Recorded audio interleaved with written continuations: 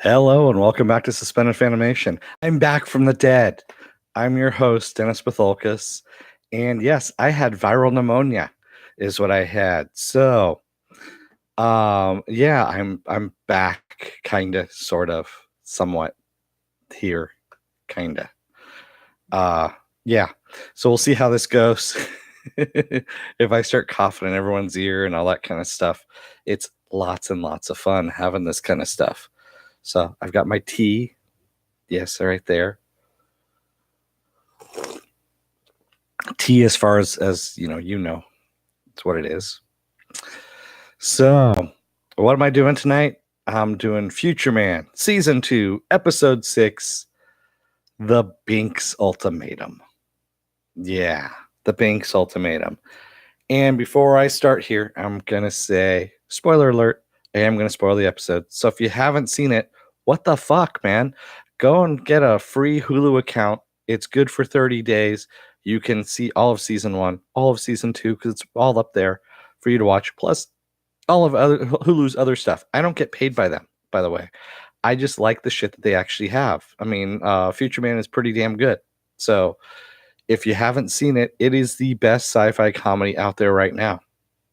Period. Yeah. Yeah, that's what I said. I said the best sci-fi comedy out there. That includes that piece of shit that's what is it called? Star Trek: The Next Generation with a laugh track. Oh, the Orville. That's what it is. That's what it's called. So yeah. One quick question maybe for nobody asks: are there nuts in this? There might be. There might be a nut, but maybe not nuts. Yeah, exactly. Chuckle fucks. Go and watch the show. If you don't know what a chuckle fuck is, then you're not watching the show, obviously. Good old whatever that is. So let's get started here. We got the Binx Ultimatum. So we start off with Tiger ripping apart Dr. Hogovy's quarters looking for her TTT device, her time travel device, and that's when she notices the camera is in every single quarters. And she has an idea at this point. So we see Josh, he's sleeping in Torque or Wolf's shop, his wheel shop, when he gets rudely awakened by Pump, who starts hitting him with a broom, calling him a dirty stray, of course, and waking him up. And that's how we find out how he gets woken up there. In the meantime, Wolf is strolling through town, getting to work, and there's a guy that's tied to a post, and he's got weird leaner written on him because that's his punishment for leaning kind of weird, is what it is. And he sees someone that he knows, some woman. He's thanking her for the bean pie that she gave him and his cluster because they really enjoyed it. And they're having a conversation while she's just happened to be shitting right in the middle of the street, because that's what you do in the nag, is you shit in the street. Just let it drop where it may. So we're seeing some things that are not quite right with the nag at this point. Well, among the other things that are there. So Stu, in the meantime, is in the pits of despair there and watching My Girl on his big screen as he has ice cream and pizza boxes scattered all over the place. And he's been binge eating, if you will, even though he's a digital entity. And Tyann comes in and tries to talk him out of it. And he, of course, is not having any of it. He's just, really kind of down in the dumps. When who shows up but Tiger? Tiger returns. He's like, oh my God, this place is a mess. And he digitally cleans everything up, including himself. And she comes in and basically tells Stu, she tells Tyann, you get out. I want to see every camera in the place. She wants to, spy on everybody at this point. Yeah, it was kind of weird, Viking Mitch, him binge eating digital food, which I thought was kind of funny. The bean cake. Yeah. Yeah.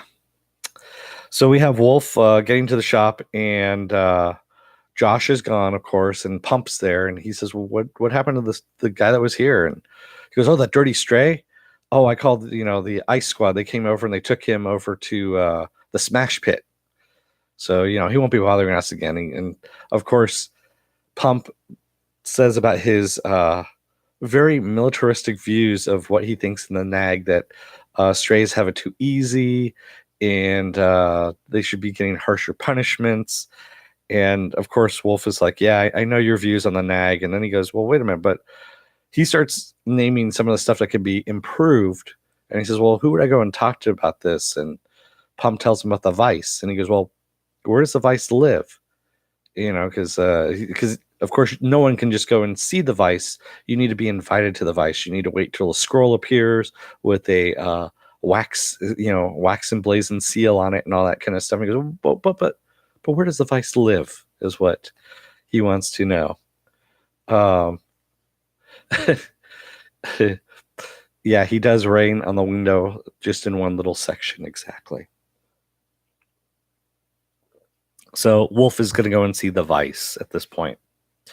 Excuse me. So we see Josh in the smash pit, and he is there to smash technology and not hum, because strays are not allowed to hum. And of course, people in the NAG are not allowed to be friends with strays, so they don't believe him that he's friends with Torque, the wagon maker, and the wheel maker. The father of wagons, excuse me, the father of wagons. I just finally got that one. He's the father of wagons. Yeah, I finally got that little joke that they did in there. That Torque is the father of wagons. Wow, they threw in a Game of Thrones reference, and I mean, it just totally fucking snuck under the radar there for me. That is pretty damn funny right there. And I've watched this thing now probably 3 times. So having that just sneak under the radar to me just, was pretty damn good. That's a clever one. The father of wagons. Oh, man. So, he's been told that he's going to basically smash technology and he's going to be there for 5 years, which, of course, Josh is like, oh, hell no. I don't think that's going to be up for me on this one. And basically the guy tells him, smash everything in this pile until the sun hits the 3rd hole. And he goes, the 3rd hole? What the hell's the 3rd hole? He's trying to figure out, what all this stuff is. I mean, we've got fingers, we've got holes. We don't know what, fingers go in holes. I don't know. So it's all kinds of weirdness that's happening in the future. Yeah, exactly. The filthy strays. They steal all the good jobs. They want to work. Yeah, father of wagons. That's a good one, man. I didn't even catch that one, which I'm disappointed in myself. Excuse me. So Josh, of course, runs into Binx, who is now missing an eye. It is now called Winx. And he's lamenting that he ever came to the NAG in the first place, because now he's missing an eye as he's smashing his technology there. So Wolf ends up paying a visit to the Vice. He ends up climbing up all these containers way up high. And the Vice is none other than Kurtwood Smith. If for those of you who don't know who Kurtwood Smith is, by the way, he's a San Francisco Bay Area boy, by the way. So he's been in tons of stuff, sci-fi stuff. He was in Star Trek 5? No. Star Trek 6, The Undiscovered Country. Star Trek 5, The Undiscovered Country. He was the president of the United Federation of Planets and all that stuff. He was the one they were going to assassinate. So he's up in alien costume. He's also on, of course, That 70s Show. He played Red. Dumbass. Put a foot up your ass, you dumbass. Yeah. So one of my favorite actors, because he's just damn funny. And Wolf wants to say, tell him about some things that he thinks would make things better in the NAG. And the Vice takes him into a room full of skeletons of animals. And he tells Wolf, he goes, basically, the last thing this place needs is a cohesive set of rules. And Wolf notices that one of the animals in a jar of liquid is a merm. And we know what a worm does. It basically gets into your brain and eats your brain and basically makes you crazy. Yeah, he was also the RoboCop baddie. That's true. That is right. He did start off that way. I forgot all about that. But yes, one of the great bad guys of film. And, basically, the Vice says that Merm was actually a gift to him from one of the biotics, but he got it out. And Wolf's like, wait a minute, you don't get rid of a Merm until it eats your brain. He goes, yeah, unless you take out, half of your brain that it's actually that's eating. And he shows that he's actually cut open his brain and taken out half his brain. And Wolf realizes that so you built this place with half a brain. Okay, that makes some sense. And yes, Shinobi, this is a Joker teacup. There you go. So he ends up thinking that Wolf is challenging him to a debate. Wolf keeps thinking it's a debate, and the Vice sounds the horns and says when the moon hits the fifth hole, that's when they're going to do the debate, and to basically steal himself for it. And Wolf comes back home and realizes that if he wins, he'll become the new Overlord. This is what he's been told, is that he'll become the new Overlord if he wins the debate. In the meantime, Traeger's trying to convince Stu to spy on everybody in the NAG, or excuse me, in the Mons, because there are some people out there that are trying to take him down, and some bad people out there. And the only way they're going to find out is if they spy on everybody there, cross-reference everything. And she goes through a lot of military terms of, trying to get everything, all the data collated so that she can find out who it is. And he's like, no. He goes, I don't feel comfortable about this. She's like, all right. I'm going to leave then. And just as she's about to walk out the door, he's like, how about this? And he throws every single camera up on the wall there. And she's like, oh, that's great. And then she goes, oh, why don't you collate in this and this and this and this? And it'll be off and running. So, yeah, it's Stu has caved into, of course, everything that Tiger wants. In the meantime, Wolf has found Josh in the smash pit, and they're talking between the fence. And Josh is saying, you need to get me the hell out of here. We need to, take care of business because this whole place is going to get destroyed soon. And Wolf, in the meantime, is like, no, don't worry about it. When I become Overlord, he goes, I'll work for your rights. I'll work for your, when I become Overlord Torque, yeah, I'll work for your rights. And especially for strays, and I'll make things easier on you. And yeah, he really is not thinking big picture. Of course, he's stuck in the now, as you want to say. And I do love that Josh says, hey, when they get tetanus here, they call it smash mouth. And they don't even realize why that's funny. And Wolf says, hey, now, I don't know why that's funny either.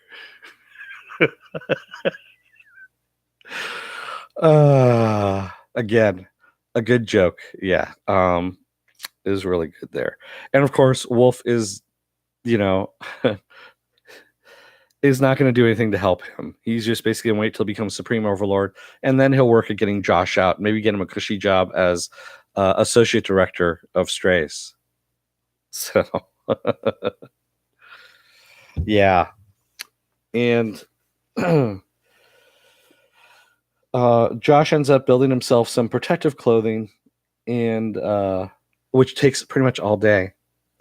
And by the time he's done and ready to smash technology, everyone else is done. They're waiting for him.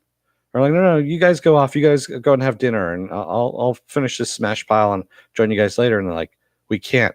We smash as one. We eat as one. And Binx is like, I'm really hungry, and starts crying because his eye weeps blood now. His eyeless socket, I guess. And Josh's like, no, don't cry. Okay, I'm going to smash. He starts smashing technology as fast as he can. And he finally gets in to go and eat something there. Excuse me. Actually, before that, we have Wolf and the Cluster talking about, challenging the vice. And they're like, why didn't you consult us on this? And because he's, of course, is the breadwinner. And if they lose him, they're kind of screwed, right? And he's like, don't worry about it. He goes, everything's going to be fine. He goes, I'm pretty good at this kind of stuff, with talking and all that stuff. And he's doing a whole bunch of campaign slogans and really kind of not getting what he doesn't understand what's going on here with the debate. In the meantime, Josh is going to go get something to eat there. And of course, no one wants to let him sit. And the food has now gotten cold and congealed, and the people with smash mouth, they can't eat it as easily because they can't cram it into their mouths. Excuse me. So Josh takes a bite and he's like, wait a minute, does this have nuts in it? And because he's starting to have problems breathing, and the big guy, the guard, says, nuts?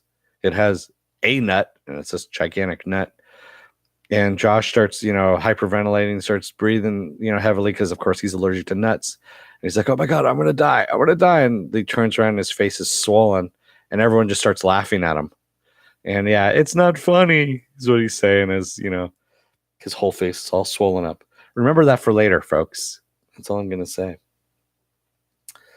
So Stu, in the meantime, says, oh, this is going to take some time to collate, where these people have never been on my cams before. They've avoided all my cams, which is a very statistical improbability. So he is going to collate all their different locations, where they've been and all that kind of stuff, with other people that they've bumped into. And he says it's going to take a couple hours. So he tells Tiger to go and get some rest, and he gives her a key to his place. And he says this will let you roam around freely. For nutting, exactly. It will be for nutting there, Moody Fanobi. And in the meantime, he has a little talk with his therapist and decides that maybe they should start taking this pointed circle thing a little more seriously and move up the launch a little bit. So, yeah, everything's getting moved up. Excuse me. Yeah, this is what you get when you, have a cough like this. And I apologize for coughing in everybody's ear, but yeah, that's what happens. So Josh gets woken up again, and by all the smashers, and they basically say that they're only as good as their weakest link, and he's the weakest, and that if he doesn't start smashing better, that they're going to kill him, essentially. And this is Winks now, who has a blade up against his throat, telling him to smash faster or die. So the next morning, he's smashing the crap out of stuff, and he pulls a robot puppy, which we had talked about before, we had heard about before, out of the smashing pit, and he can't smash it. He brings it into their where they sleep at night, goes underneath the covers, and tries to basically work on this thing, get it working back in order again. In the meantime, Wolf is preparing for the debate. And as Cluster asks him if he prepared his cabinet, and he goes, that's a good question, but I think, that'll happen later. And then they said, well, one of the Clusters says, you're not just going to go up there with cards, are you? He goes, you're right. I should speak from the heart. So he throws the cards away. And then finally, he says, well, what's the vice weaknesses? And the other person in the Cluster says, oh, his knees. And Lugnut pins a little pin onto his lapel for good luck, just show them who he is. He's got a nice little wheel on there. Yes, I'll be talking about that in a little bit, Slurmy. So, in the meantime, Tiger finds the bathtub, and we're cutting back and forth pretty quickly here. Josh ends up getting hit for humming. He's underneath the covers, fixing the little dog, and he gets hit for humming, because, of course, you're not supposed to hum as a stray.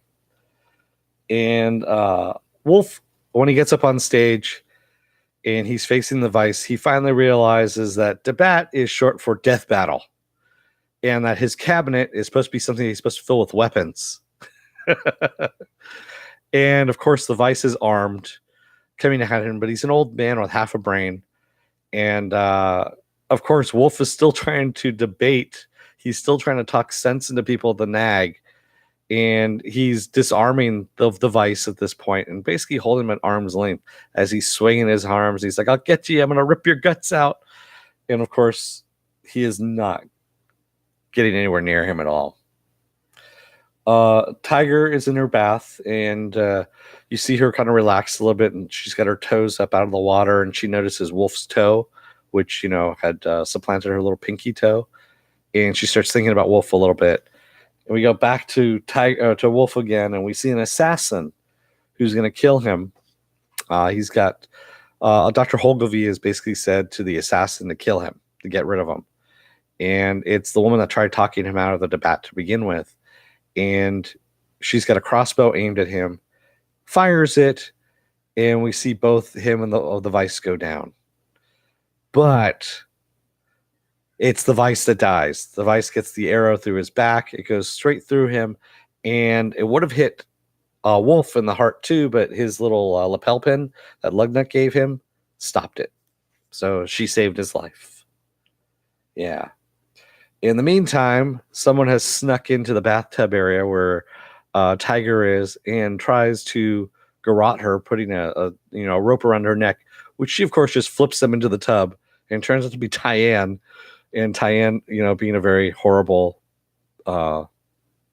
assassin, because, of course, she doesn't have any experience at it. She's like, okay, are you done? All right. We're done here. And in the meantime, Josh is getting kidnapped by probably the Pointed Circle at this point. And who stops him? But the Smashers. The Smashers stop him. And the Smashers basically say, because of the Smasher code, that's the reason why they saved him. And they chase off the kidnappers. So Tiger and Tyann are having a nice little, heart-to-heart talk. And she goes, yeah, Tiger says, yeah, I charged a shitload of stuff to your thumbprint. And she goes, don't worry about it. I'm not going to be here too long. I've got one thing I got to do. And once that's done, I'm out of your hair for good. And Tyann's like, really? She's like, yeah, really. She's like, okay, good. She goes, but there is one thing. And she says, oh, you want to know how to kill someone properly? Yeah. You got your, it was kind of a rush, wasn't it? And she's like, yeah, it was. So, yeah, she's going to teach Tyann how to kill. And finally, Torque Wolf has become the new supreme vice overlord of the Nag and everything that happens, everything that comes along with that. And that is how we end that episode. Damn funny episode. Again, like I said, I didn't see that Father of Wagons thing that I really should have, but damn, that was pretty damn funny. So, did you Jamie Lee Curtis yourself, filthy? I don't even want to know what Jamie Lee Curtis yourself is. Yeah. Hey, Pen Farm Girl. I don't know you were in here. 50 is the new 27. I thought 50 was the new kidney replacement age. Or is that no, that's the heart replacement age, right? I think that's what it is. You look great. Thanks, Pen Farm Girl. Yeah, I'm on the mend. So, yeah, basically they told me that I just need to drink liquids and rest. So what did I do? I went to work today. Yeah. That's what I did. Well, don't want to use any more sick time, vacation time, all that kind of crap. I don't want to use any of that stuff up. Yeah.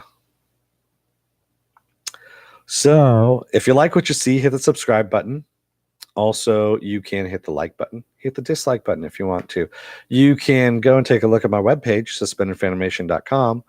That is where I have the schedule up. You'll also see it on Facebook as well. I'm also on Twitter. I'm also on Instagram as well. So you can find Suspended Fanimation everywhere. As I cough in your ear. I want to say thank you to the so far 137 subs. Wow. That have joined up. Hopefully you're liking the content. Sorry about this week, but like I said, I didn't want to cough in your ear because it was a lot of coughing that was going on this week. And my voice is coming back slowly to where it should be, but yeah, it's still a little, in and out here and there. So, and yes, congrats, Filthy, on the new job and the birthday, you old bastard. So if you like what you see, again, or hit the subscribe button, which you'll see up in here. Over here, you're going to see some videos that, if you're still on the fence, that are out of my library that are kind of cold towards your interests, because that's what they do here on YouTube. They watch everything that you do. They watch you while you're asleep, and they try and figure out, what the hell you like, and try to extrapolate from that and push things towards you. So take a look at that. Screw you, you hippie. Yeah. Thanks, Filthy News. So again, take a look, hit the subscribe button, take a look at the videos. Other than that, I will see you tomorrow morning for Saturday Morning Blast Off. Saturday Morning Blast Off is the movie, genre news, you name it, we got it. Basically, I talk about all the genre stuff that's happened during the week and anything you guys want to talk about genre-wise. For the most part, if I know about it, if I don't, then I don't. So other than that, subscribe, take a look at the videos, and I will let you guys go. Don't let the door hit your ass on the way out. Otherwise, you might be blah, blah, blah, blah, blah, blah, blah. You might be mistaken for the father of dragons or wagons.